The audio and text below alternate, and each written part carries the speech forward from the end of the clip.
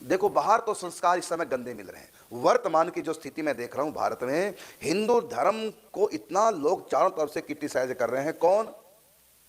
राजनीतिक लाभ जो लेना चाह रहे हैं, वोटें इकट्ठी करना चाह रहे हैं कि जो हिंदू हैं वो तो भाजपा के हैं, अब हिंदुओं को तोड़ो, हिंदू धर्म को तोड़ो।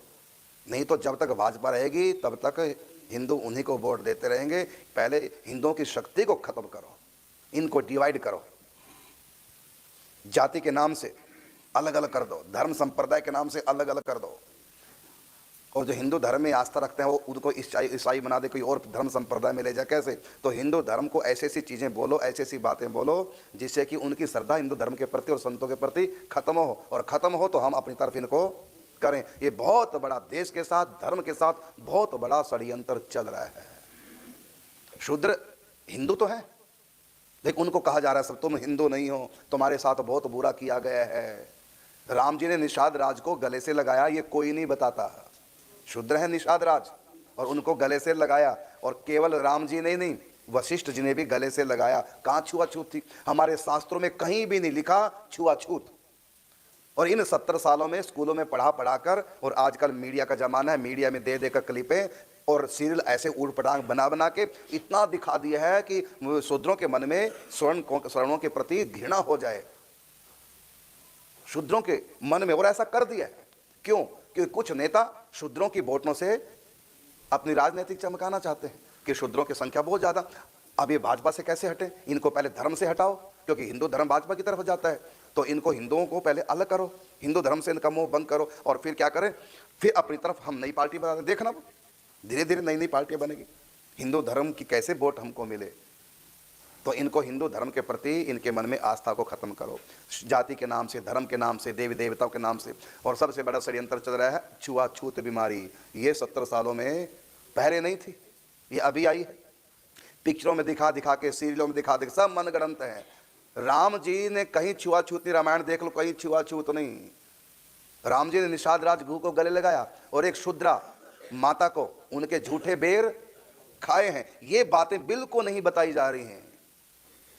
राम जी ने एक शूद्र का वध किया क्योंकि वो शूद्र था, शंभू की तपस्या कर रहा था, ये झूठा है।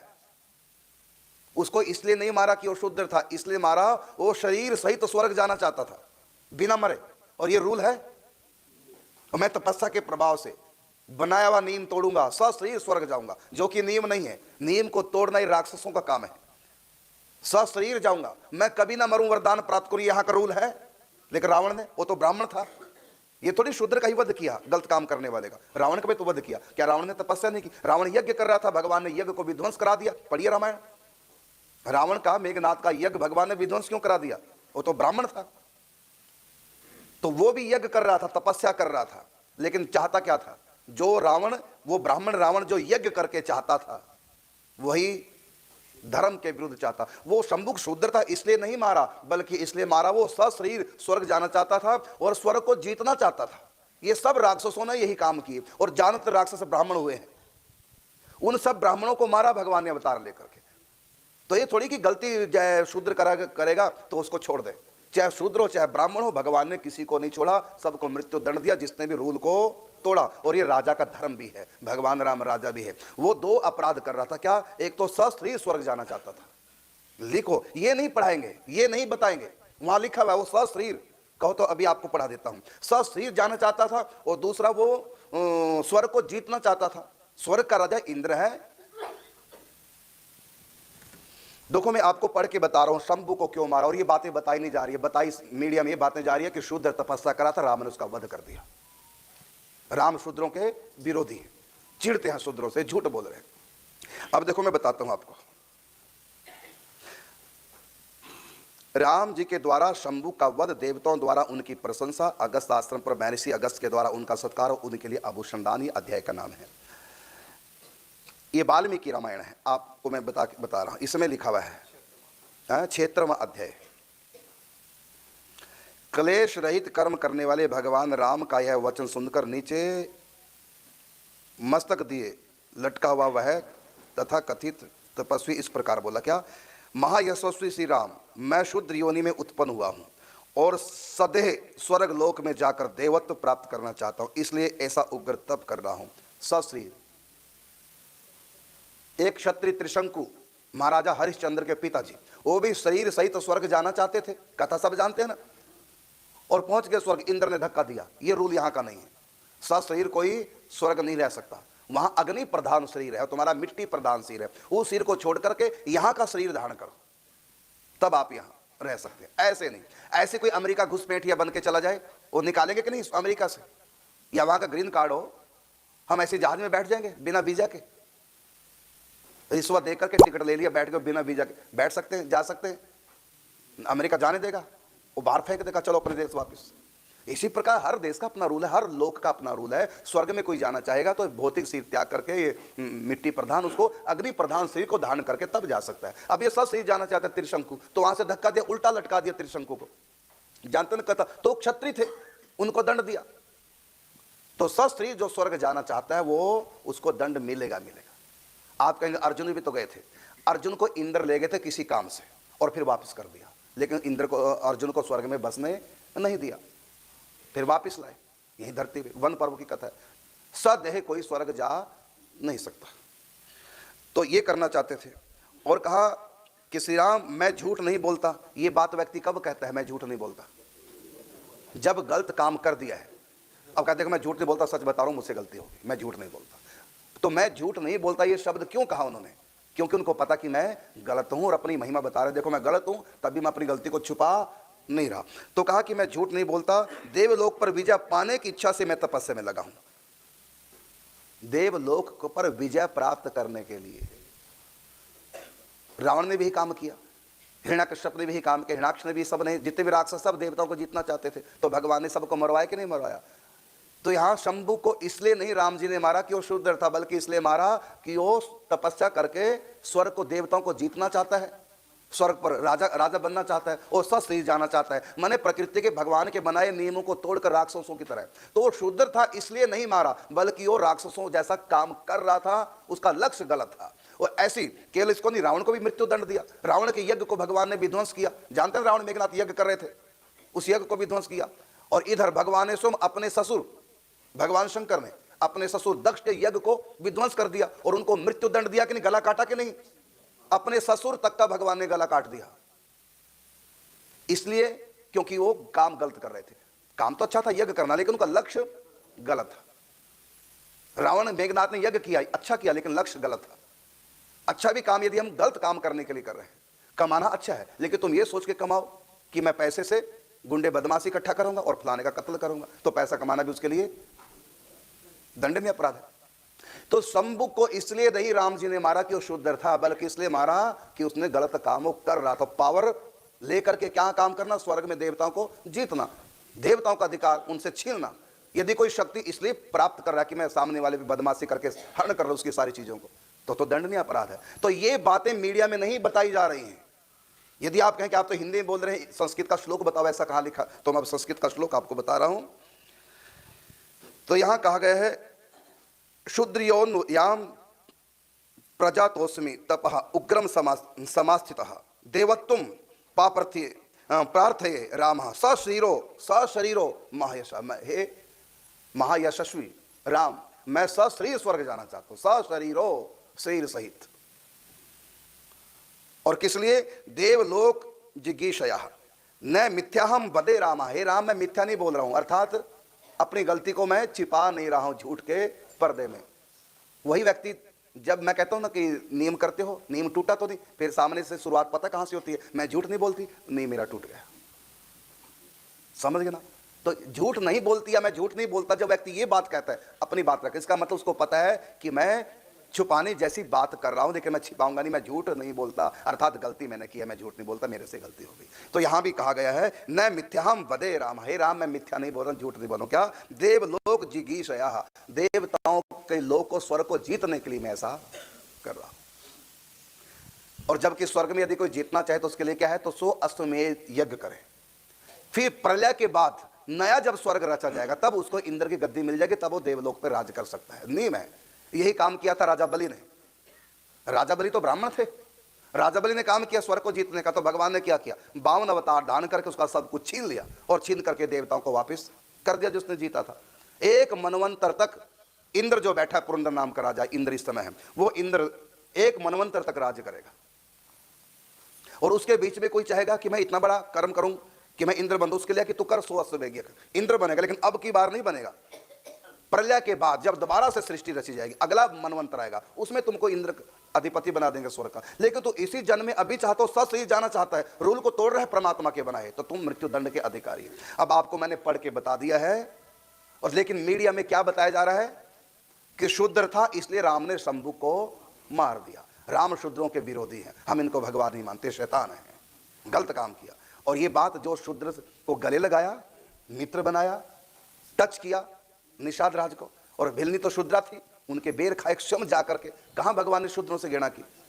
अपने संतान की तरह चारों वर्णों को भगवान ने रखा, ब्राह्मण क्षत्रिय वैश्य और शूद्र, सबको प्राणों के समान प्रजा को भगवान राम रखते थे। लेकिन मीडिया में क्या दिखाया जा रहा, किस लिए? एकमात्र कारण है कि हिंदुओं की संख्या ज्यादा, हिंदू जिसकी भी वोट देंगे वही पार्टी जीतेगी, राज उसी पार्टी का होगा। तो हिंदुओं की संख्या कम कैसे हो, तरीका अपना लिया, इनको तोड़ो जाति के नाम से।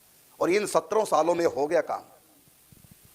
इन 17 सालों में, बुरा ना माने, कांग्रेस का जब तक राज रहा ये काम हुआ। किताबों में सब बातें हमने स्वयं पढ़ी है कांग्रेस के राज में, कि शूद्रों से इतनी घृणा करते कि जंगलों में रहा करते थे, गांव में बस्तियों में नहीं। और जब गांव में आते कहते झाड़ू पीछे लटका के आते थे, जो हमारे चिन्ह भी उन पे ना पड़े, छाया ना पड़े, ऐसा। जबकि कहीं भी हमारे पुराणों को पढ़ के देखो, 18 पुराण है, किसी भी पुराण में ऐसी कथा नहीं।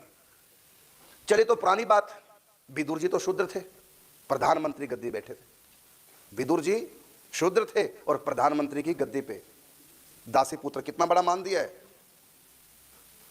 और देखो वाल्मीकि जी शूद्र हैं, जब तक नहीं आए राज उसमें यज्ञ में, उन्होंने भोजन नहीं किया, तब तक घंटा शंकरी बजा, मतलब यज्ञ पूर्ण नहीं हुआ। इतने बड़े संत वाल्मीकि, जितना सम्मान हस्तिनापुर में वाल्मीकि, जब तक वो नहीं आए, भोजन नहीं किया, तब तक यज्ञ को भगवान ने कहा पूर्ण नहीं है, जब तक वो नहीं आएंगे भोजन कर ले, यज्ञ तुम्हारा अधूरा। इतना मान शूद्र का भगवान कृष्ण ने किया, युधिष्ठिर ने किया।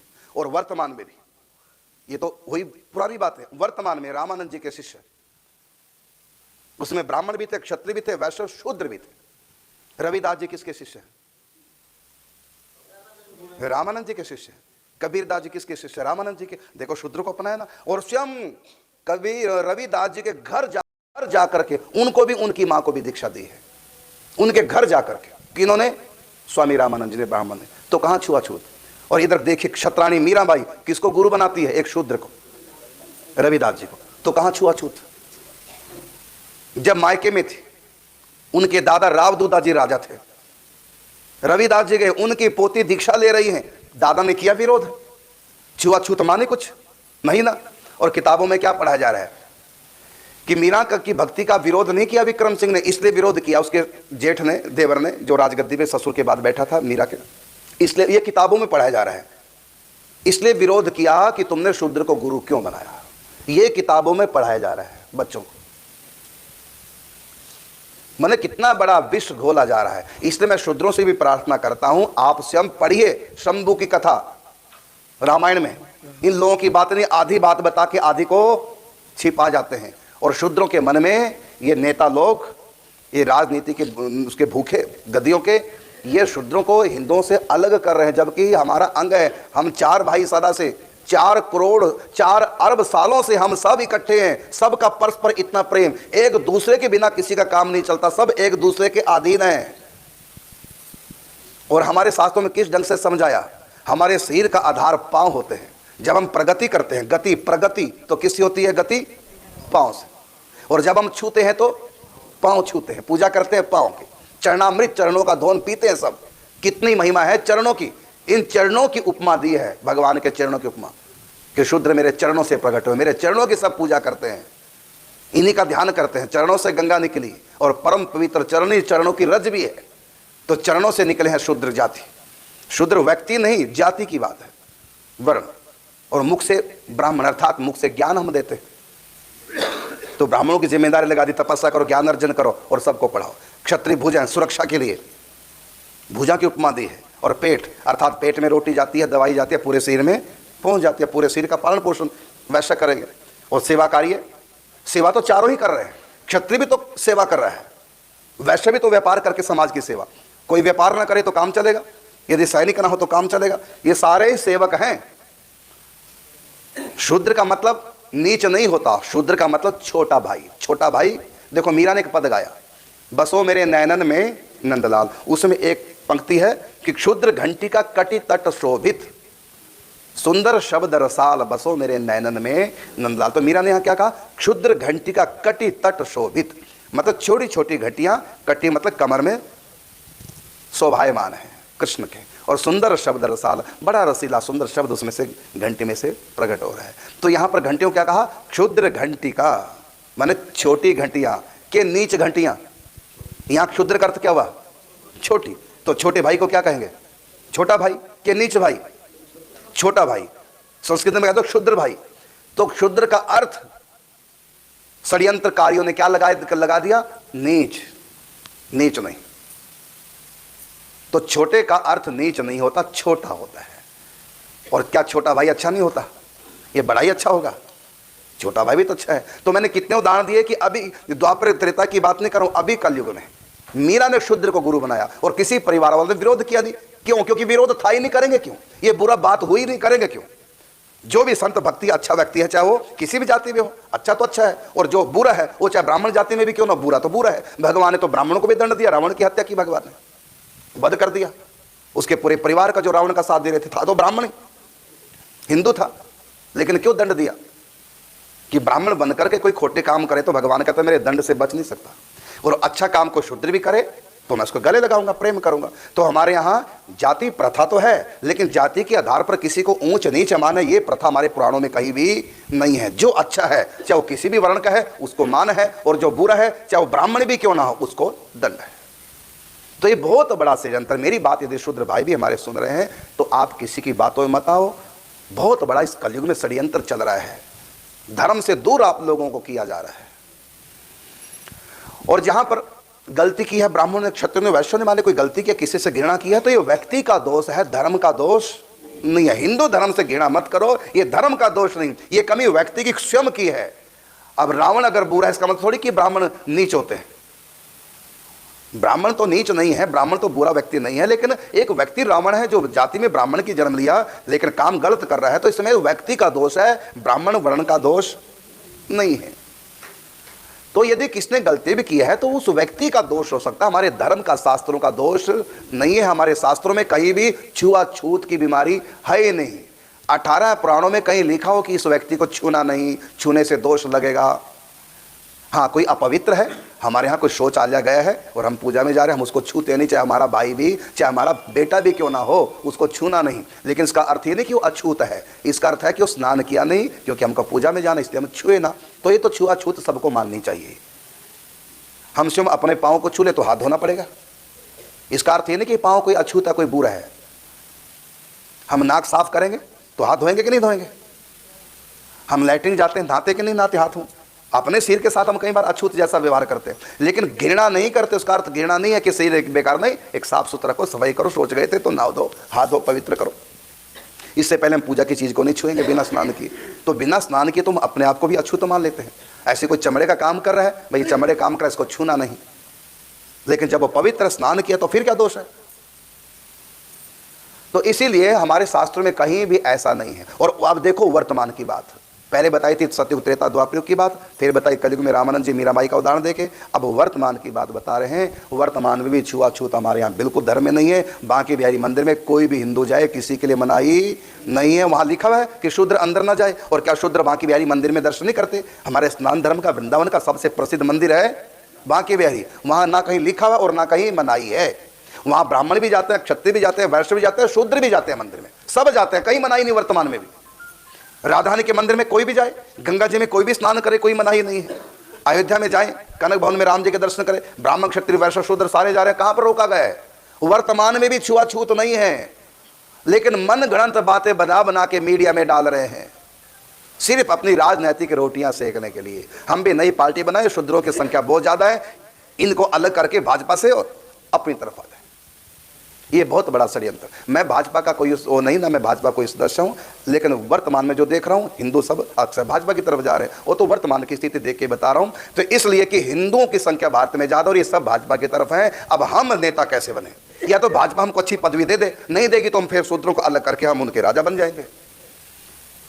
कुछ लोग मुसलमानों के बल पे सोचना चाहते हैं हम भी राजनीतिक रोटियां सेक ले, मुसलमान बहुत ज़्यादा हो गए तो इनके हम मसीहा बन जाए, इसलिए मुसलमानों को हिंदुओं से अलग करो, कहीं मुसलमान की वोटें भाजपा की तरफ ना चले जाए। ये सब राजनीतिक कारण हैं। वास्तव में हमारे धर्म में, हमारे पुराणों में कहीं नहीं लिखा कि जो शूद्र है उसको छूना नहीं, वो अछूत है।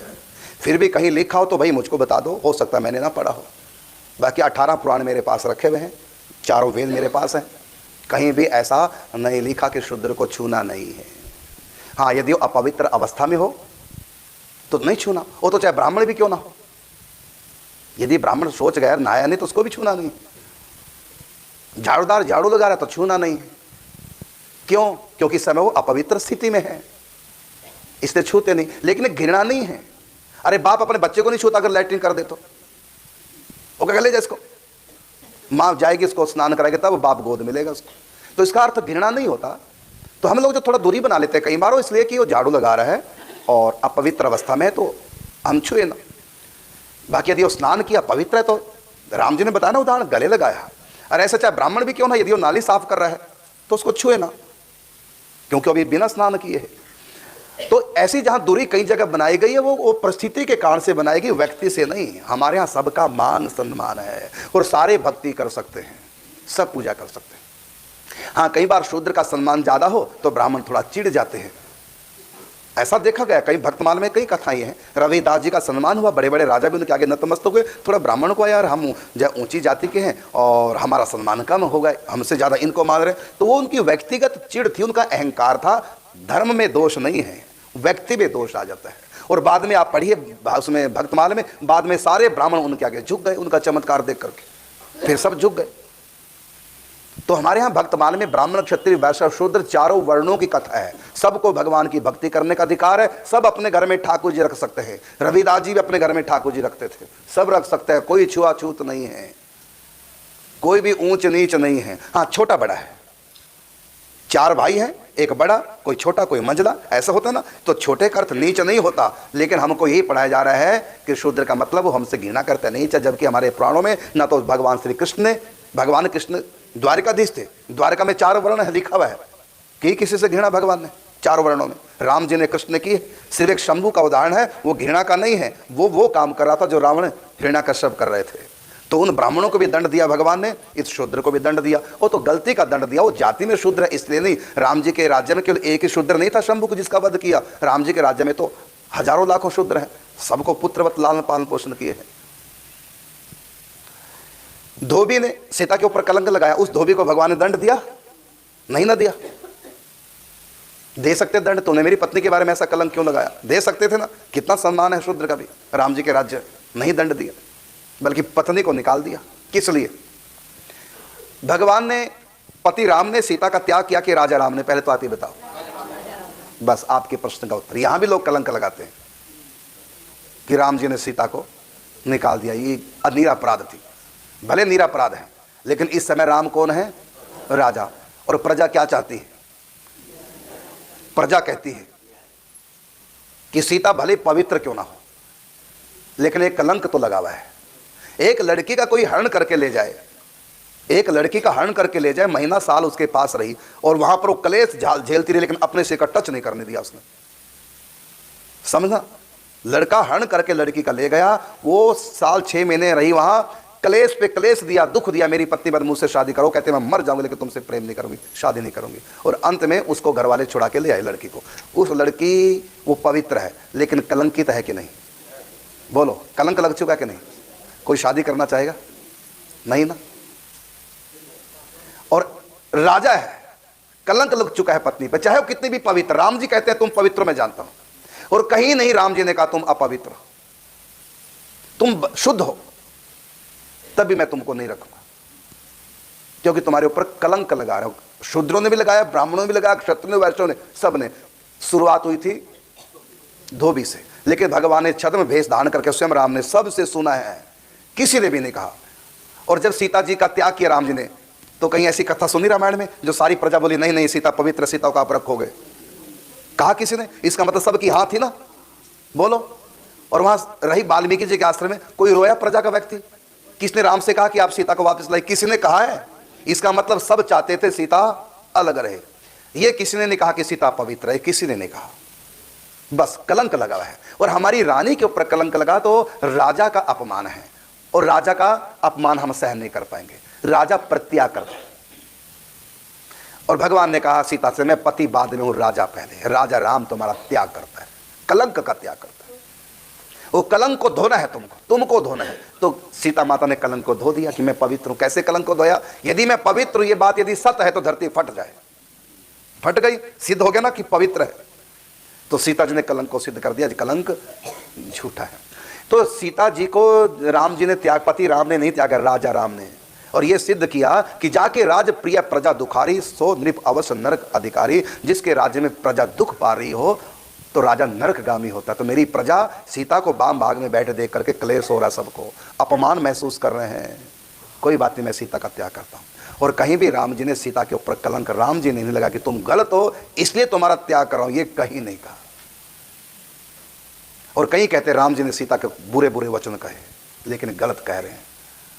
और लोग दिखाते हैं, मीडिया में दिखाते हैं सिर्फ उतने का, अगला पिछला श्लोक बिल्कुल नहीं दिखाएंगे, बीच वाला दिखा देंगे। एक श्लोक में राम जी कहते हैं, तुम चाहे शुद्ध हो चाहे अशुद्ध हो,